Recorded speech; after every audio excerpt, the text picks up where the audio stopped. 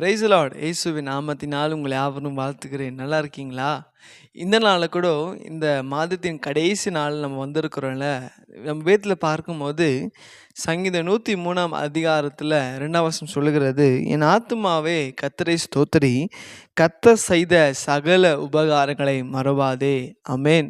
இங்கே பக்தன் தாவீது சொல்கிறாரு தன்னுடைய ஆத்மாவை பார்த்து, கர்த்தர் செய்த சகல உபகாரங்களை மறவாதே. ஆமென். இந்த மார்ச் மாதம் முழுவதும் கர்த்தர் நம்முடைய வாழ்க்கையில் எத்தனை நன்மைகள் செய்தார்ல, எத்தனை அதிசயங்கள் ஒவ்வொரு நாளும் நம்மை அற்புதமாய் அதிசயமாக நடத்தினார்.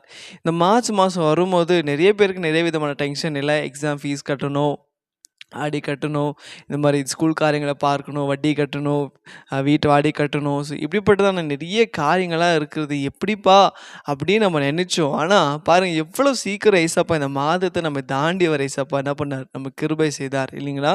இந்த மாதம் பார்க்கும்போது ஏசப்பா நம்முடைய வாழ்க்கையில் எத்தனையோ நன்மைகள் செய்தார் இல்லையா? நம்ம நினைப்பதுக்கும் வேண்டிக்கொள்வதுக்கும் அதிகமாய் ஒவ்வொரு நாளும் ஒவ்வொரு நேரமும் அற்புதமாய் அதிசயமாய் நம்மை வழி நடத்தினார் இல்லைங்களா? பார்க்கும்போது இந்த மாதம் முழுவதும் கர்த்தர் நம்ம வாழ்க்கையில் ஆசீர்வாதத்தின் மேலே ஆசீர்வாதங்கள் கொடுத்தாரு. நம்ம செஞ்ச காரியத்தில் நம்மளுக்கு ஒரு ஜெயத்தை கர்த்தர் கொடுத்தாரு. அதே போல் பார்க்கும்போது ஏசப்பா சொல்கிறாரு, நான் உங்கள் பாவங்களை மன்னித்தார் இல்லைங்களா? ஏசப்பா நம்முடைய பாவங்களை மன்னித்தார். நம்ம தெரிஞ்சு தெரியாத செய்த பாவங்களை மன்னித்தார். நம்முடைய வியாதிகளை ஏசப்பா சுகமாக்கினார் இல்லைங்களா? ஒவ்வொரு நாளும் நம்ம சுகமாய் வாழ ஏசப்பா நம்மளுக்கு பேலன்ஸ் சுகத்தை கொடுத்தாரு. நம்ம மேலே இருந்த சாப கட்டுகளை கர்த்தர் நீக்கி போட்டு நம்ம மேலே தரிதங்களை மாற்றி கர்த்தர் நம்மை ஆசீர்வாதமாக வாழ வச்சார். ஆமென்.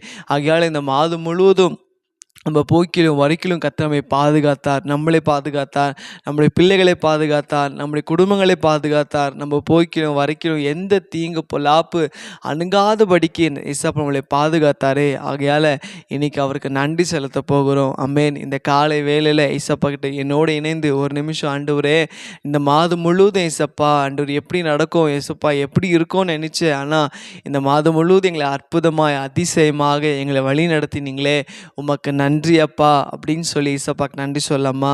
உங்கள் வாழ்க்கையில் ஏசப்பா உங்களுக்கு என்னென்ன அற்புதங்கள் செய்தார் உங்களுக்கு நல்லாவே தெரியும் இல்லைங்களா?